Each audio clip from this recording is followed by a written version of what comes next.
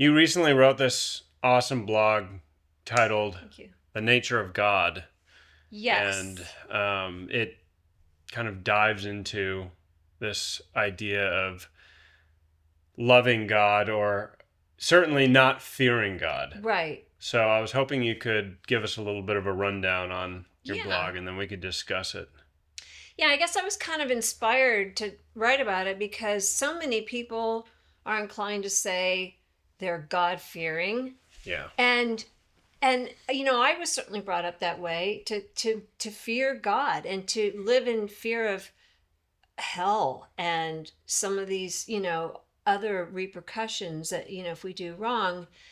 And so I kind of wanted to do a little bit of exploration. And the first place that I started looking was in the New Testament, where, I looked at very specific quotes from Jesus, not anyone else, but I wanted to hear his words Hmm. about the nature of God. And it was really interesting because not once does he ever say you should fear God or God will punish you or anything like that. And in my blog, I actually quote several excerpts from different parts of the Bible that support this. Right. Um, but I think maybe you might be good to talk about this. Is how do we get to this point where we have such a concept of God that is so daunting that he is this stern, judgmental, angry even. Yeah. Well, that's definitely the Old Testament kind of approach or concept, Yeah. um, which I think is really interesting. If you look at the way God is described throughout the Old Testament relative to the New Testament, and like Yeah. you were just saying, in particular, how Jesus describes God, Yeah. you see this very clear evolution of that concept. And you're right, it goes from fear and judgment and vengeance and retribution to love and mercy and passion or compassion. Yes. Um, and but I do find it a bit perplexing that today's generation still hold on to this Old Testament version of Right. God, where it's more about fear than Right. trust. Yeah, exactly. Well, I think you've touched on a good point, and I actually think it helps to go back to the times of the Old Testament because I actually think some of those motivations are still at play.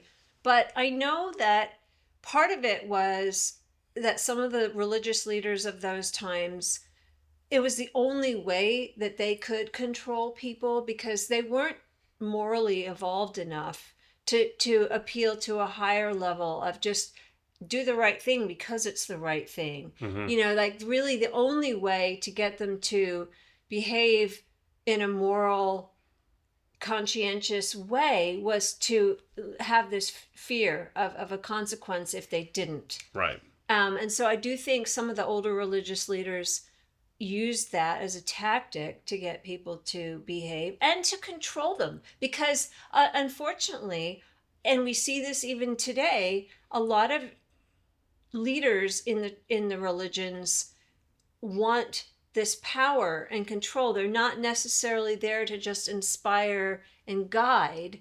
Hmm. They want this kind of to exercise control over the people. And we Yeah. see that in politics today, too. Well, yeah, and of course, the religious institutions of earlier times were much more political than they are now, and with True. politics Right. comes We the didn't desire have for that power. And separation of church and yeah, state. I mean, and even now, even within the religious institutions, there is still this kind of very clear power struggle in certain cases. Right. I think you're right. So I think there's one aspect which is fear is a powerful mechanism or tool to control Mm-hmm. people. I also think if we were to speculate what the religious experience of more primitive human beings would be, fear would be a major component because Absolutely. fear of things that you don't understand, the kind Mm-hmm. of terror that might be experienced with natural occurrences. And Exactly. so you have to wonder if primitive man didn't evolve a primitive form of religion based off of fear of unknown and consequence Right. and all of these very real struggles that they went through, and that over a very long period of time got associated with God, Mm-hmm. and has survived even up to modern times as this kind of lingering, almost animalistic tendency. Fear Yeah. is this kind of very instinctual urge that Right. I think we as humans struggle to let go of. Yes. And I think superstition plays into it as well. Like, I think, people used to attribute things like thunder or lightning to wrath of the gods, because they didn't know science yet. They didn't know scientifically what caused these things. And they just assumed that it was the gods being angry because they had done something wrong. And I think you still see people kind of getting caught up in these superstitious things, like, you know throw what is it, like throw salt over your shoulder, or I don't know, these little rabbit's Don't, foot, yeah, knock on wood, all knock that on stuff. wood. Yeah, I mean, there's people still put a I lot know. of weight into these Luck things. and superstition. Yeah. Yeah, yeah. So I mean, I still kind of understand. I think fear is the wrong word, but I think people tend to use God fearing maybe more in the direction of having a sense of his power and Mm-hmm. his, Like awe, yeah, maybe. and that, at the end of the day, we're still kind of at his mercy. Right. I think fear is the wrong terminology because it's got a negative connotation. Right. Really, we should be focused more on trusting Trust. and feeling that comfort as long as we're living properly. Right. But the fear thing is at least I always used to think that was more of a symbolic meaning. Like, you guys don't literally fear God. You're just saying, like, fear his might. It's almost a worshipful uh, Well, phrase. I think there may be some of that. I think you could be onto something, but I do know. So you weren't raised in that kind of like an organized religion, but I was. I was raised Catholic, Hmm. and there really was this fear of hell in particular, and also this notion, which I do not believe to be accurate, which is that God demanded the sacrifice of Jesus, who is, purportedly his only son, in order to atone for human sin.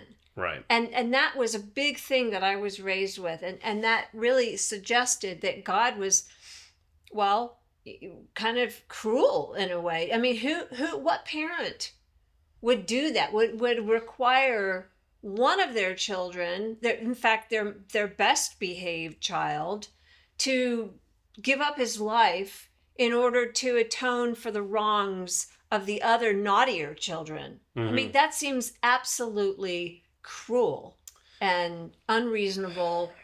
Yeah. So, okay, you make a really good point here, and I think this is where we really need to kind of go deep and explore this because, to your point, I've seen countless times when people say the love of God, in any context, and someone who doesn't believe in God says, how can you say that God is love, or he's this all merciful creator, when he had his innocent son Right. pinned to a cross by the Romans? How can you say that's Right. love? Or how can you say God loves his children when he lets innocent children suffer Right. through sickness? And we kind of touched on that Yeah. in the last video, so I don't want to go too deep on this. But I have to say that's a good point. If you're Mm-hmm. saying, how could a loving, merciful God have his innocent divine son crucified Right. for his own satisfaction? Yeah. How could that be loving? And Right. and, and so I really feel like the question here is, do we have things mistaken in terms of modern uh, Interpretate. Christian Yeah. beliefs? Because Right. Christianity is largely based around the atonement doctrine. Right. Yeah. So I think in my kind of research when I was writing the blog, the other really important thing that came up was Paul. They call him the Apostle Paul, but he was formerly Saul of Tarsus. And I don't really know too much about him except that he had some kind of epiphany or moment, sort of life changing moment. But prior to that, he practiced the religion of Mithraism, which was a pagan mystery cult. And it was very much steeped in sacrifice and atonement and these sorts of things.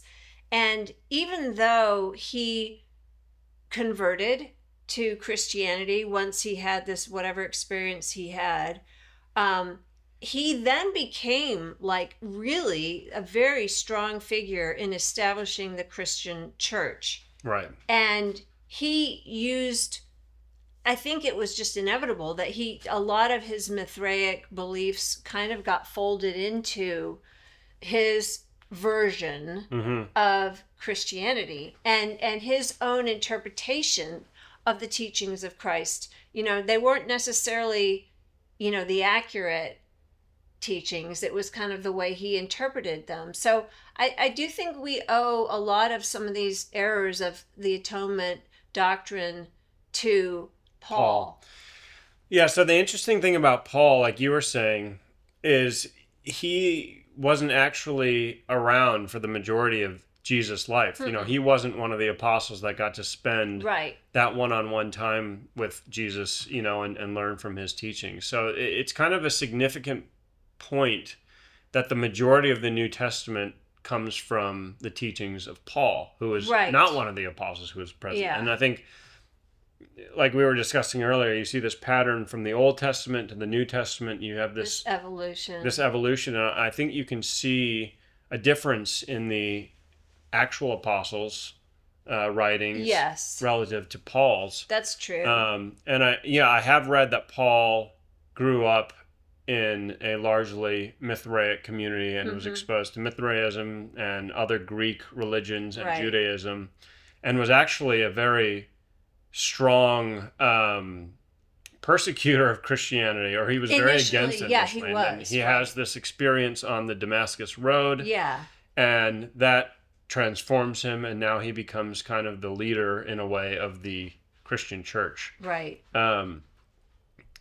Very significant that Paul is the main person here. Right. And, I think it's interesting that Jesus himself did not write any papers for the Bible, and oftentimes spoke in parables, which could be left open to interpretation.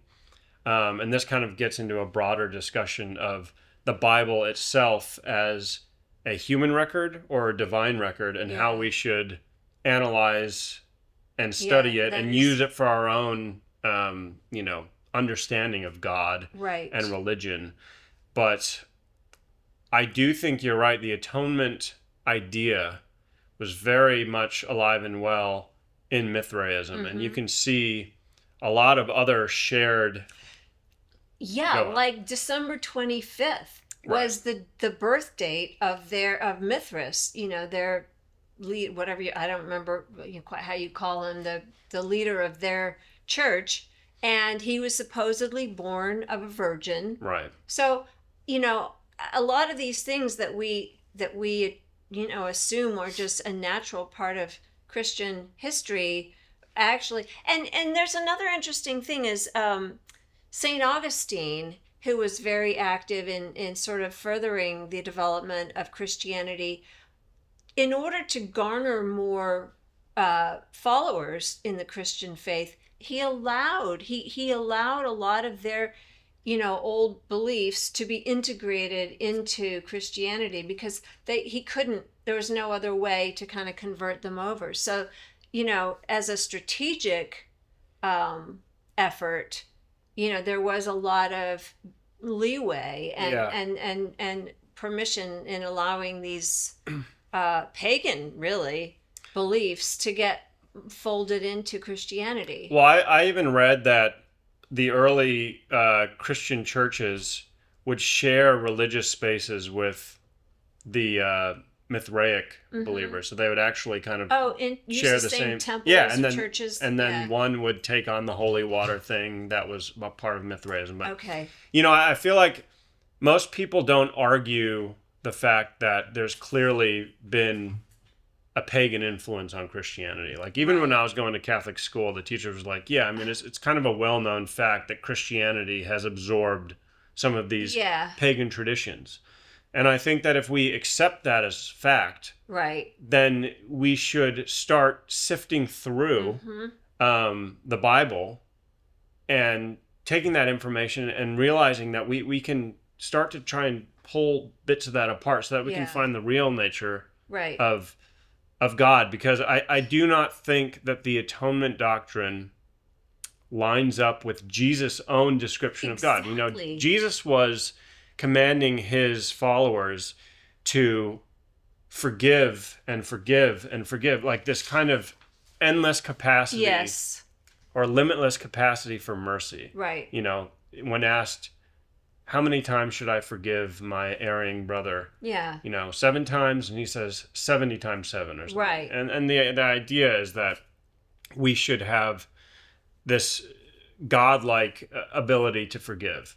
And then when he commands us to be perfect as the Father in heaven is perfect, he's telling us, be like God. This is what God is like. Yeah. So if God has the capacity to forgive us an infinite amount, how the hell could he be demanding human divine sacrifice, which by our standards is morally disgusting? Right. It's an assault upon the loving nature of God. And there's no way you can explain that to me in a way that makes sense, you know. And people have said, well, he loves us so much that he sent his son here to get rid of the sins of the world through sacrifice. And it doesn't make sense to me, because it's like he either personally desired a human blood sacrifice, which is morally questionable, or he didn't have the power himself to get rid of the curse that existed because of the sins of the world. And actually, the universe somehow requires sacrifice. That suggests that God is answering to some other even greater power than he is, and in my interpretation, rather nefarious and evil and cruel. Because what higher entity would demand that God have his only begotten son die in order to save his other children? Right. Well, and Jesus even says, don't return evil for evil. Right. Return evil for so evil. Why would he demand that his primitive human brethren live up to a higher moral standard than God himself? He wouldn't. It doesn't make any sense. It doesn't make sense. And I'll tell you what else doesn't make sense. When Jesus was dying on the cross and he said, Father, forgive them, for they know not what they do, why would he be asking for God to forgive them if they had done what he wanted anyway? Like, if God actually required Jesus to die and the people sentenced him to death, why would Jesus be asking God to forgive them? It doesn't make any sense. He asked God to forgive them because they were wrong, because that is not what God wanted. Yeah. But so some people will ask, well, why did God allow it to happen? And what are your thoughts about that? Why did he allow Jesus to be crucified? Yes. Well, my take on it is that he allowed or desired for Jesus to live out his life in the flesh as a human of the realm. And I believe that Jesus himself had the power to avoid any of that if he desired. He could have, with a snap of his fingers, removed all of that suffering. But I think he wanted to reveal God to man and man to God. And part of that was experiencing what it's like to be a man, to be a human. Drink from the cup of human sorrow. Which is, it's kind of a beautiful thing when you think about it, because in a way he is sipping of the cup of human despair, which in turn allows him to understand and relate to us that much more. Right. You know, he knows what it's like to suffer the deepest type of pain and suffering that any human would possibly experience. I agree. So I believe that God probably willed that he live out his life through the natural course of events. And then the resurrection, is a drama that allowed him to demonstrate his divine nature in a whole nother way. Right. I agree. But yeah, what were you going to say? I was going to say also, Jesus many times said to his disciples and apostles, "He who has seen me has seen the Father."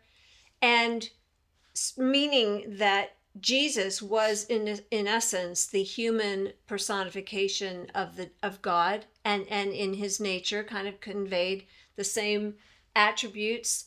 And never did Jesus punish any sinners. Never did he demand, a human parent to give up one of their children to atone for the wrongs of another. He didn't do that. Mm-hmm. In fact, he was so forgiving.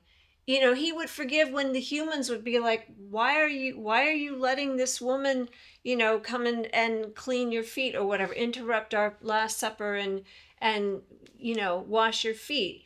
Because because she's a sinner, she was a prostitute. Mm-hmm. He was so forgiving and so merciful.